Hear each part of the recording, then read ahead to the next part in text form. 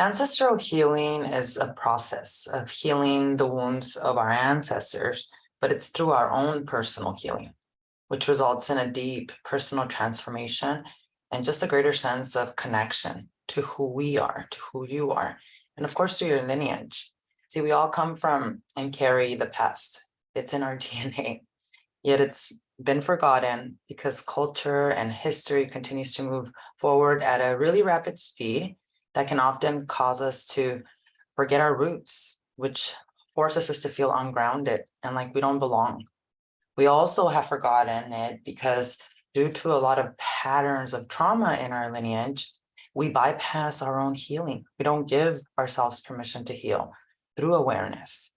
And the problem with this is that there is no real healing if we don't remember and honor our ancestors, and if we don't address our patterns at the level of the DNA. So today on the Sovereign Women Movement podcast, we are going to kick off a 7-week series. Yes, ladies, join me for this next 7 weeks in which you will learn the seven principles of ancestral healing and how these principles show up in your life. And what we're going to be doing to follow up with the principles is on my second live, which I go live on YouTube on Wednesdays. So make sure you're subscribed to my YouTube channel here at Veronica Barragan. I will be sharing with you a specific Kundalini yoga meditation help support the principle we are going over. My intention is for all women in this world to disrupt ancestral karmic patterns at the level of DNA so we can actually embody and embrace our ancestral gifts. So welcome, and Satnam. Such an honor to be here with all of you today. I've been so excited to get these 7-week series of videos rolling ever since last week, where you all, I don't know if you can agree with me, but I know I myself went through a major rebirth. You know, if you look for something, you'll definitely find it. And ever since I started to really come back into my own natural rhythm, because that's really what happens when you start to like go on the healing journey and you heal yourself. Satnam Jack, how are you? So good to see you. Happy Moon Day. When you start to go into your own inner healing journey, what happens is that you start to get back into the natural rhythms of what nature is too. And for women, that means, moon cycles, coming back with the moon and the full moon and the new moon. But it also means just a higher sense of intuition, of being able to, ask for a guidance from something bigger than yourself and receiving it. And that's what it felt like last week for me. We went through a major rebirth with the spring equinox that we just welcomed 7 days ago. And for yogis, those that meditate like you and I, the spring equinox is a very important time of the year. It's actually the most important day to meditate, because during this time, we can do some major unloading of the subconscious mind patterns, and we can cleanse and purify. And through this process of meditation and the inner work, what happens is that you also clear space for downloads, for guidance, right? For that intuition to truly kick in. And that's really what happened last week. I was really focused and committed on assuring myself that I would attend my most important meeting of the day. My first business meeting of the day is my meditation practice. It's my sadhana. That's what Guru Jagat, my teacher, used to say. I actually just shared something about that today in my stories, one of her videos, how she talked about how our first meeting of the day is not in the boardroom. It really is in our practice, because how you do everything is how you do everything. And if you start with the process of unloading subconscious, disrupting patterns, and filling yourself up with chi, which is energy and vitality, through sadhana, that's what sadhana is. It's a daily practice of your spiritual practice. Then you're able to go out into the world fully charged up and ready for any meetings that come your way. So most people do it backwards. Unfortunately, they say they don't have time to meditate, when if you don't have 3 minutes, 5 minutes to meditate, you should be meditating for 45 minutes, because there is something terribly wrong with your life and day. And so last week was just incredibly heart opening and so powerful. And so many of the transits that really we're all expecting and waiting for, especially if you study astrology for a long time. The Pluto ingress into Aquarius that I talked about last week which you can go check out my video here on YouTube, which gives you all the details of what a incredible transit and change for humanity this brought in and ushered in. Happened on Thursday, which was just days after the spring equinox. Spring equinox was on Monday.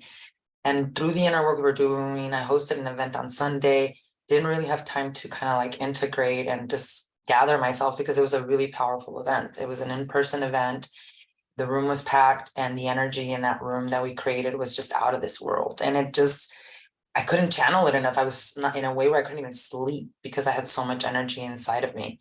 And Monday came and I had a virtual workshop for my community for Satori Wellness and Spirituality for the spring equinox. So I really didn't have a lot of time to kind of just space myself out and rest. But what I did focus on was just having a really being more mindful in my meditation, pray my sadhana every morning. And through that, it was just like incredible, the downloads that came. And so this week, what we're really moving, it's like that in between, right? Of grieving an old life that has passed on, an old self that has died, and rebirthing into this new awareness, because it's not that the changes are in one moment or one day. It's awareness that then begins the energy to actually create the change in your outer world. And that's what I received, just a ton of awareness, so much download, so much clarity as to what my real blockages were. And through that also came these principles that I had to share with all of you, which is the journey we're going to take for the next 7 weeks, are these specific principles that we must understand in order for ancestral healing to actually occur. And so this week is really about the in-between, and it really is gearing us up. It's integration, right? This is what's needed, but it's gearing us up for a very, very powerful April, because once April comes, we are opening up the portal to eclipse season. And eclipse season every year is incredibly transformative because eclipses bring forth so much sporadic energy. Anything can happen. And you can trace back big events that happen in the world and in your life to these eclipses, because these eclipses symbolize, especially astrologically, like the eclipse that's coming up in April, we have it in Aries. And Aries is all about our identification. And what are we all really working with right now? It's the death of who we thought we were, the ego, which we're going to talk about today, and a rebirth of our true essence. And many of us had to go through this dark night of the soul or this ego death through the only way that we go through it many times, which is through going right into the fire. Because let me tell you, that's what our guidance is this week. And if I know any woman that has ever transformed her life, it is one that has been courageous enough to go deep into the fire, meaning going into those places of her subconscious, that self-awareness of the patterns being repeated, and sitting with those emotions long enough to gain awareness as to what really is going on within. And through being able to go into the fire, to be able to alchemize and to change, because that's what this awareness brings to us. It's a gift. If we're just running 95% of the day unconscious on our subconscious programs, if we don't take the time to have the most important meeting that we'll ever have, which is with ourselves through meditation, then we're not going to be mindful enough to even be aware of the patterns that we're on, which is the number one principle we're going to be working on today. And it's actually the most difficult principle for anyone to integrate. And so as we prepare ourselves, because that's what really this time is, it's integration, it's releasing the how and working on our mindset, on our consciousness, on sustaining the vision, right?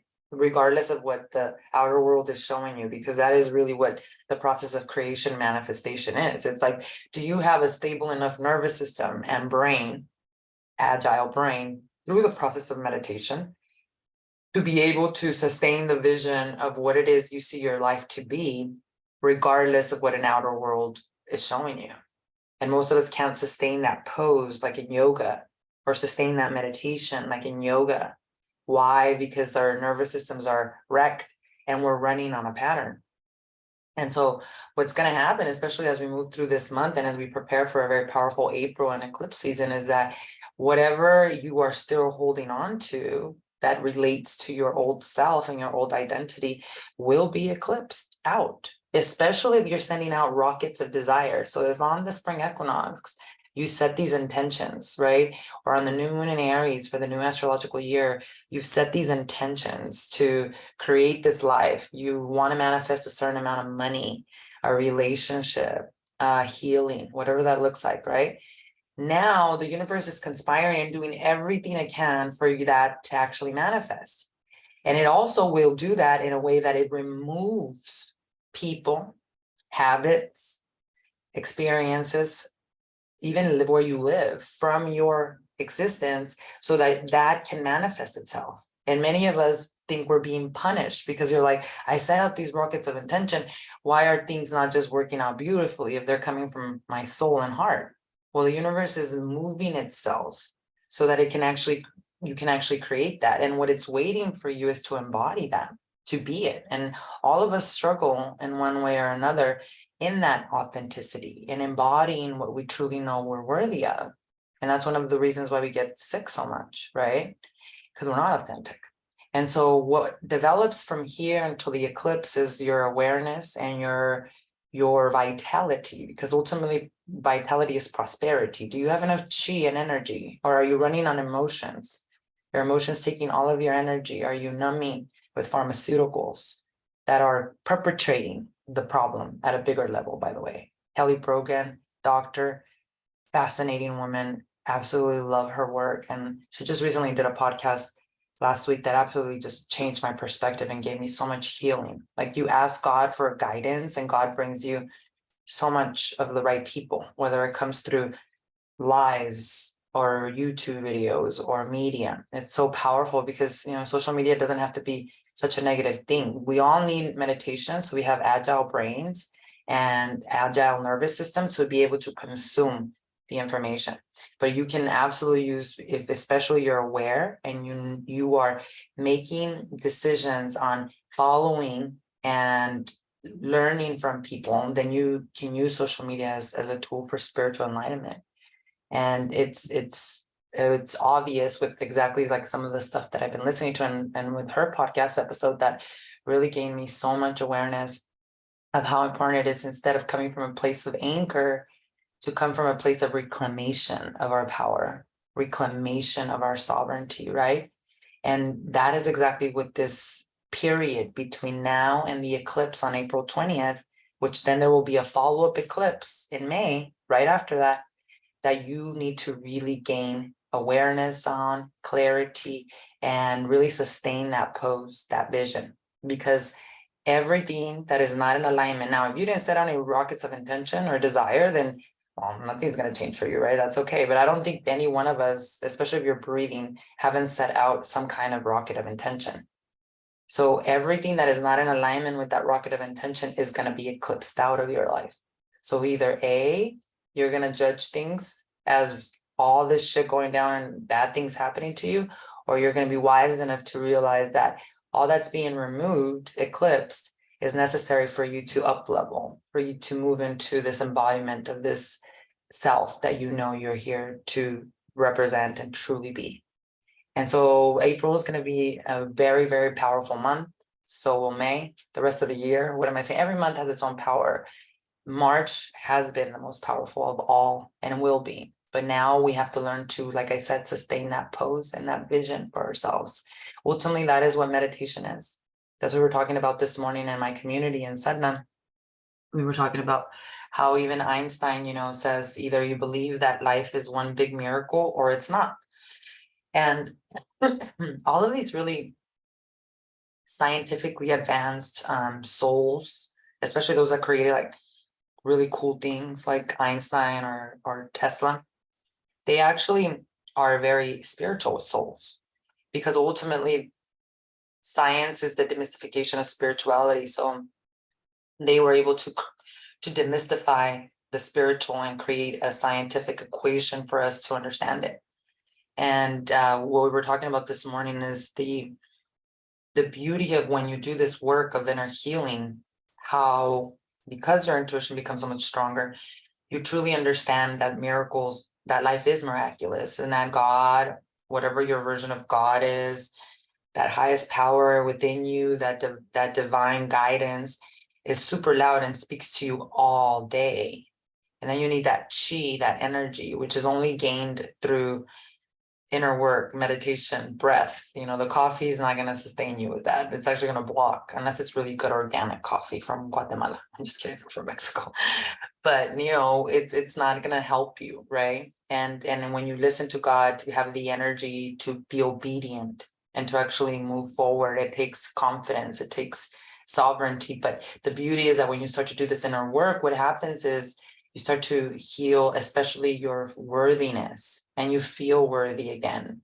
And you have a deeper, intimate connection with God, which leads to higher guidance and seeing God in everything and seeing the signs and the synchronicities, which ultimately lead to really amazing experiences. And then you get to the point. It's like the book, the Celestine Prophecies, like I just chuckle now at how beautiful God works and all the synchronicities that are bestowed upon me. I'm like a curious child every morning where I'm like, I wonder what God's going to show me. Now, there's still, of course, moments of emotional distress and dealing with stress in general, or not anger, I would say, just emotions that would come up from situations that life brings to me as teachers. But the thing is that I don't stay in that. I don't stay in that feeling. I have a process to release myself from that. And the first process is the awareness, because like I said, most of us are too ashamed to even become aware of that. So we're preparing for this powerful astrological segue that's going to take us into April and into eclipse season, which is why I thought it was really important that I also brought up with this week's guidances. Now, if you sign up to my weekly newsletter, which you can go to veronicabarraganiam.com/disruptor. The link is below here on my YouTube channel and also on the podcast, so you can click on below as well. But in it, I share with you a weekly guidance from our ancestors that I pull. And this week, I really wanted us to pay attention because the guidance for this week is fire. And this is from the Shaman Oracle deck card. And like I mentioned to you right now, this is something that Kelly Brogan mentioned, the doctor that I was speaking to you about women going into the fire. When we look at women that transformed their lives, it's because they have confronted that one thing they've been avoiding for a long time. They walk into the fire, or some of them, they lose that one thing that they think they cannot live without. They lose it. And that is what forces them to walk into the fire. But what our guidance is telling us this week, it's educating us on fire. It's saying fire consumes anything that it touches. The flames remind us that the impermanent nature of reality and how situations can quickly transform into beauty or chaos. That was one of the things that we were talking about this morning in Sadhana too, in our community Sadhana, is that your emotions, it's not that they're good or bad. Anger, you're either going to use it to destroy or create. So the problem is not the emotion. The problem is our identification with the emotion, which is our ego, which we're going to talk about today, but is also the lack of awareness and lack of ability to use that energy to create.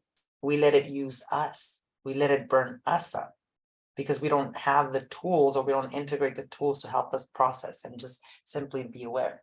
So what this card symbolizes, and this is what the ancestors have been saying to me all week, is that this is especially because of the rebirth that we're all going through, that this is an important time to let burn away all your hardships, that you must allow the inner fire to let it consume your pain and your sorrow, which is what I was telling you about.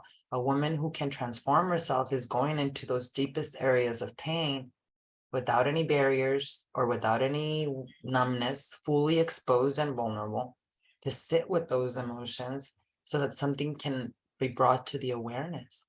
And so the ancestors are asking us to move forward with the ritual. And this is a ritual that I've done before. I actually have done them on spring equinoxes. This year I didn't do that because we did a different ritual. But they're asking you first to be conscious about the fact that you might be taking life where it's too rigid, too cold, too superficial. So they want us to light a candle or to make a bonfire. And they want us to toss into the flame everything that has become stiff and painful, and to give it all to the fire for rapid transformation. So these are beautiful rituals that we can use, because when you know what you have to do in life, guidance, but yet you feel like you can't do it, you haven't gone into the fire. It's important for us to develop the intimacy with ourselves, with that part of us that wants us to stay stuck. That egoic program, ancestral program that thrives out of what our ancestors had to live through: chaos, dysfunctionality, trauma, abuse. So when we feel stuck, or when we're afraid to move forward in life, we have to, that's what the inner work is. It's developing that intimacy with that part of us that is so addicted to that old self. What is it that you're getting out of the same disappointing situation, of this pattern, of this dysfunction that you no longer benefit from? And that was my big liberation last week. I thought I had transcended so much, but when a challenge arose and when I felt like I was stuck, is when I finally asked, why am I so addicted with this feeling? And that's when all the awareness started to come up. So a beautiful ritual that the ancestors are guiding us to do is to set those things on fire. Those things that no longer serve you, the thoughts, the feelings, the awareness of your behavior. Because the first principle that we're going to talk about today is the hardest principle, and it requires courage, accountability, and it requires acknowledgement. So let's talk about the first principle of ancestral healing. And truly, if you're up to it, I would love for you to practice this ritual and to let us know, of course, in the comments. You can send me a DM on what you experienced as you burned away and stepped right into the fire. I mean, not literally, don't get burned and walk into the fire, but you faced that dysfunction, that behavior that constantly keeps coming up in your life. And that's why the first principle of ancestral healing is the most difficult one. Because the first principle of ancestral healing, which ultimately is what? Ancestral healing means that you've healed yourself in order for your ancestors to heal. 7 generations before you and 7 generations after you. When a mother is worried about her daughter or son, that is negative prayer. And they will never be able to save their son or mother, or daughter or mother, or whoever they're trying to save. What they can do is heal themselves so that they can heal. Because the reason that they are not healed is because mama needs healing. But see, we try to take care of the outer world. And that's the number one symptom of people who get cancer or really serious immune diseases. They don't pay attention to their emotions and they take care of everyone else. In fact, it's the foundation of toxic femininity, or all feminists movement is toxic. I was just sharing with them in the morning in Sadhana this morning, also because of a big awareness that I received from Kelly Brogan, MD, this doctor, right? But it's incredibly toxic. All activists, she was saying like most of them, or we can't say all of them, but all activists that are out there fighting the great cause of abortion and fairness and all that, when you look at their home lives are completely destructive and toxic. They don't have a relationship with their parents. Their kids are angry at them. So they're being fueled by anger to make a change in the outer world when they're not taking care of the real problem, which is at home. And that's really what the problem of the world is. The reason we have such an insane society of zombies is not, it has to do with the fact that women, I mean, feminism, what she brought up was incredibly powerful. It was actually funded by the Rockefellers, which is the Rockefellers is the 1% of society that controls a lot. Forget the president. Those are just Mancarian candidates. They're like puppets. You know, there's this 1%, that has been in power for a long time. That's the big shift of power that is happening right now. The reason that they funded feminist movement was, number one, they wanted more taxpayer dollars that year. So that means that they would put the women into the workforce. And number two, they wanted to put the women in the workforce so that she wouldn't be present at home, and so that they would be easily or better be able to easily program their children into robots, into slaves that work in factories or jobs they hate and all that. But what's happening right now is the big awakening, right? Of I'm way worth more than that, and I'm much more powerful than just this physical body.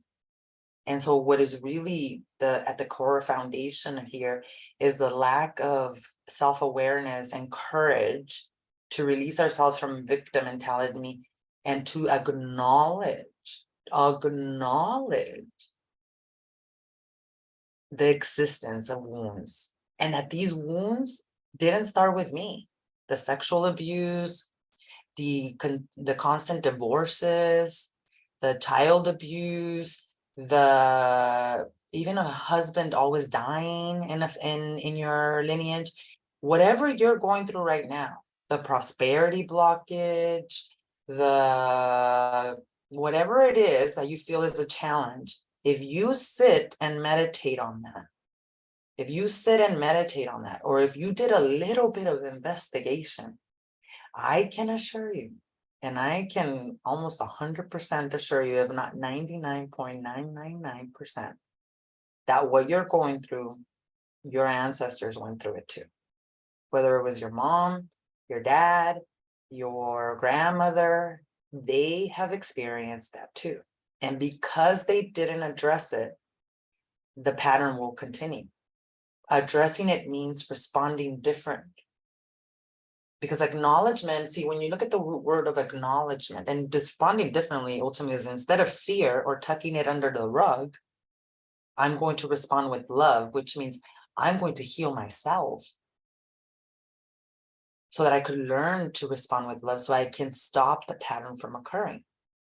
Acknowledgement, when you look at the root or the definition in the dictionary, one of the definitions says that it is actually acceptance of the truth or existence of something.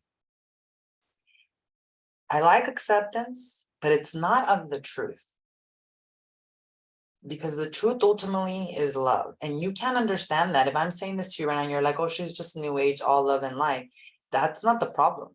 The reason why you can't understand that is because your brain is not agile enough because of the trauma that you've been through. And the nervous system you have is also not agile enough. Meaning you're under a lot of stress, there's high levels of cortisol, you don't do the inner work of meditation to connect to something bigger than you. So it's scientific and spiritual for us to not understand that the only truth is love, and that healing is not changing. Healing is acceptance, and it's not denial or enabling, it's wisdom. Because there are certain things we can't change, but we can shift our perception about the things that occurred to us. And the only way to shift your perception is with the inner work of meditation, spiritual psychotherapy, right? For the nervous system in the brain to be agile enough to be able to say, wow, I can accept and not have to waste my life in trying to change. So it's not truth, but you are accepting the existence of something, whatever that is. I think that the better definition for acknowledgement is the action of showing that one has noticed someone or something. I like this better, this definition. It's the action of showing that one has noticed someone or something. So like for me, when I was going through all of these challenges in my life, 5, 8, 6 years ago, when I was still heavily addicted to alcohol, it wasn't until I acknowledged and I accepted that this had been a pattern, is a pattern in my lineage, that I created the space to finally align myself with the right healing tools, with the right teachers, with the right tools, everything that I needed for the healing to happen. But if you don't acknowledge, if you don't bring it to awareness, you cannot change what you're not aware of. So it goes back to what we were talking about last week too, which you can go check out that video about giving yourself permission to heal. And we don't give ourselves permission to heal either because of our karma, or also because we just believe it's not possible. It's just a belief though. The belief that you think that what you went through is not healable is just a belief. And the acknowledgement of you even believing that is what's important. And what's even more important is acknowledging also that what you're going through is not something that's new and unique to you, that it is a pattern that is very obvious with your family, whether it's your sisters, your mom, your grandmother, whatever that looks like. So acknowledgement starts with noticing that you are in that same toxic relationship pattern, that you are in that same divorce after divorce after divorce, that you're in the same always feeling anxious, that you're in the same mental health issues like depression, not genetic, not disease, not physical disease, because less than Bruce Lipton, the doctor, talked with, of course, with epigenetics, we know also that less than 1% are physical diseases are ancestrally passed on. Why? Because all disease starts at the level of the emotion. If you get physically ill, it started as an emotion. And that is why when you do ancestral healing, it has nothing to do with healing physical. You heal at the root, which is at the level of the emotion that perpetrated the physical illness. But if you're noticing a pattern of instabilities with depression, anxiety, all kinds of different mental health issues, even schizophrenia or bipolar, now that they have all these different things, diagnosis, right? There is a pattern there that has to be disrupted, and just noticing it, and that's where people get so scared. It's like, oh my God, if I notice it, then I'm going to make it real. And also, if I notice it, then I don't know how to change it. It's going to just be unknowing. I don't know. It's who cares if I know that, right? And it's scary because it requires brutal honesty. It requires stillness. It requires having the courage to go into the fire, and mainly to really face that ego, which is an identification of who you think you are, which leads us to our spiritual psychotherapy for the week. What is the ego?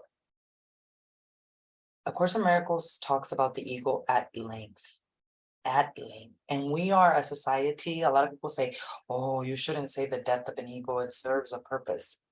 We are at a point in human consciousness where actually our purpose is to transcend the ego death. Even Eckhart Tolle, I don't know if any of you have read The Power of Now or New Earth, but he talks a lot about this. But what the ego is basically an insane attempt to make real an identity that is apart from who you truly are. Yourself with a capital S, your infinite self. So it is identities that we become attached to. Again, how do we sometimes get forced to go into the fire of pain? Sometimes it's when we lose someone or something that we love so much that we feel that we cannot live without. And why does this cause so much pain? This causes so much pain because you have developed an identity of being the wife, of being the mother, of being the CEO that has created your illusion of that is your value, that is your worth. So if you no longer are a mom because something happens to your child, or you no longer are a wife because something happens to your husband, or you no longer are the CEO because something happens to your business, then you suffer tremendously. And the ego ultimately is the sign of limited and separated self. Believing that you're just a physical body doomed to suffer and to end its life in death.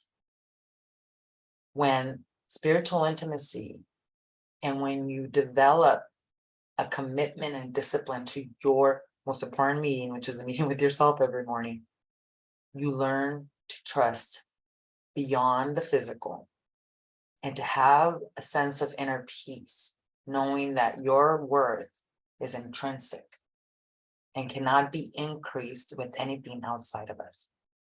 But because none of us really do the level of spiritual psychotherapy that goes deep into the release of these identifications, unless we're forced. Because even for me, what led me to my spiritual awakening, my spiritual growth and ancestral healing was many dark nights of the soul. It wasn't just one. It was a series of dark nights of the soul where my ego had to die, meaning that identification that I gave to myself died unexpectedly, and I had to learn intrinsic worth. And it happens to us in divine timing at all time, because ultimately, when you are so separated from yourself and you are so much in your egoic identity, it gets to a point of extremes where God has to pull you back in. And if the ego doesn't die, then you physically die, because you can't transcend that pain and that suffering, because you can't transcend that, oh my God, that attachment. I don't have my son or daughter anymore. I don't have my business anymore. How many people have, when I was in the real estate market, in 2008, especially when there was a big downfall, how many people committed suicide because they didn't have their money anymore? Why? They were so identified with the story of money and who they were. And the thing about life, and this is what led me to my spiritual path, is that those that try to control life the most is because they're on a pattern of pain and guilt. And inevitably, God will come and show them how little control they actually have. Because we do have free will in this 3D physical world, but we are all governed under the ultimate divine will. And we're here to discover what that is, what our purpose is, and to act upon it, to listen to that voice of God. Because if we don't, it ultimately becomes our demise. Literally, physical death. And it's not something bad or good. It just means you graduated and now you get to alchemize into a new body, into a new physical presence, so that you can learn these lessons over and over again. So we are at a point of it in a human society and consciousness, especially with the tools we have, like A Course in Miracles, to be able to not only transcend the ego, but to truly be in neutrality. In fact, that's what Kundalini Yoga does, and meditation. And this is why I combine them as a method, because for me, especially since 2008, I've been studying A Course in Miracles and practicing Kundalini Yoga for more than 5 years now. I can't even believe that. But together, they became those tools that allowed me to acknowledge the patterns I was under with compassion and with awareness, to then bring in the tools, the relics, the meditations, the teachers that I needed to go beyond the acknowledgement, which is the second principle of ancestral healing, which we're going to talk about next week.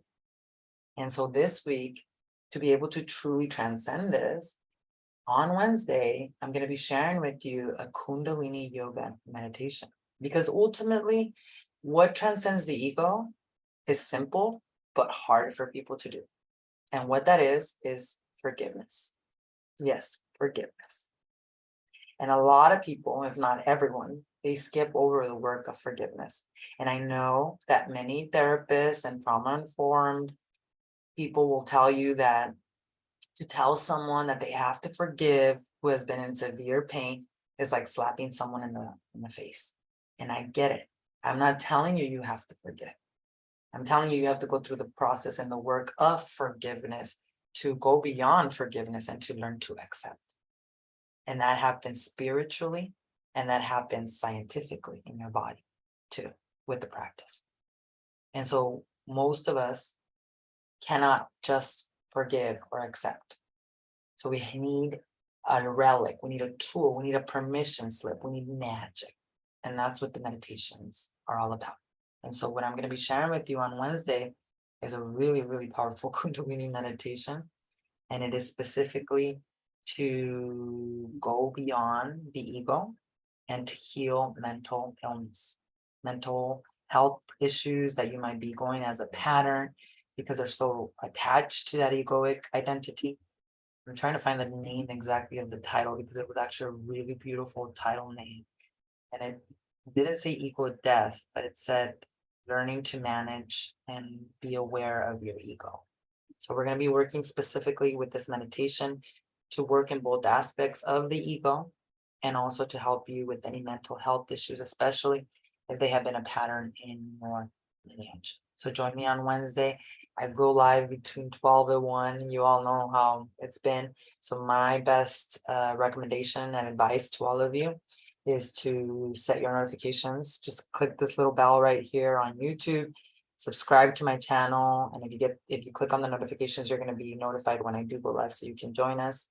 Also, don't forget that you can download my free e-guide. I created this free e-guide. It's very thorough, and it gives you a day by day, Monday through Sunday, daily meditation, as well as affirmation from A Course in Miracles to help you begin your journey of ancestral healing. It'll help you tremendously for this first step that we're talking about here today, which is acknowledgement. Acknowledge. And now, do you have to remember your ancestors? Do you have to learn how to talk to them? No, not at all. The beauty about Kundalini Yoga technology is that the meditation goes into your electromagnetic field, into your auric field, which is your energy, which is your emotions. And it knows exactly what to deconstruct and what to reconstruct. So recently I had somebody tell me, oh my gosh, I just started practicing the addiction meditation, which is actually inside this free e-guide. If you go download it by clicking on this link below in my comments or in the comment section. But she was telling me like, oh my God, I started the addiction meditation and I didn't even know what addictions, well, I thought I knew what addictions I had, but it wasn't until I started practicing the meditation that I gained awareness of bigger addictions I have. Because most of us think, oh, it's the alcohol or it's the cannabis or it's whatever. It's not why the substance or why the addiction, it's why the pain. So what happens with the technology is that it goes into your auric field, which is your energy, and it starts to make you aware, sometimes not even in meditation, sometimes it's in your day-to-day, like the experiences that you're having with people, that now you're aware of these blind spots or these addictions of thoughts and programs that you're under that you never even knew you had. And so she was like tripping out, like, oh my God, now I know where they are. Now what? I'm feeling so uncomfortable and vulnerable. And I said, perfect. You're in a perfect position to now create the space for the healing, because that's the whole thing. The ego, our identification to that story, is not going to want you to go into the fire. It's not going to want you to face those things. But as they start to come up, the only thing you need to do is that awareness. The rest, like the Course in Miracles says, the Holy Spirit finishes, God finishes, right? The rest, the meditation finishes, your breath, right? Like you continue the meditation, that breath, that mantra you're chanting, it's changing the subconscious patterns. It's going to the root level, which is at the DNA of the emotions. It's bringing that acknowledgement and awareness, but it's also including and introducing a new program of thinking, of awareness. That's key. That's where traditional therapy really falls short, because that's great to talk about stuff, which we do through coaching. We have a coaching call tonight for my academy. But if you don't introduce a new thought pattern of thinking, a new sound, then we're going to go back and revert to those old programs and patterns very quickly. And so she was just tripping out how effective it was. It's this meditation, Jogi Bhajan said that even science, it's still trying to figure it out, and we'll be completely like, just incredibly impressed with the effects and what it's doing to the brain for us to really clear out those patterns. So check out that free e-guide. You can download it. Like I said, it's like 5 beautiful pages of affirmations for the day, your daily meditation for just 3 minutes. And the key here is continue for 40 days straight. Completely free. Download it, like I said, in my comments below, and let us know how you're doing. Let us know in the comments if you are practicing a 40-day sadhana, which is the 40 days of consecutive meditation with the meditation practice. Very important, because that's what starts to clear the gray matter of your brain. And so let us know in the comments if you actually integrate that as well. And like I said, I will see you all again on Wednesday so that we can practice this powerful meditation to help us release ourselves from the ego and to help us heal mental health issues. So please comment, or excuse me, subscribe, and you will be notified when I go live. Thank you all so much for your beautiful energy, for all that you are and all that you continue to be. I'm always here if you have any questions as well. Feel free to send me a message. Love you all so much. Let's continue the movement and let's disrupt the pattern.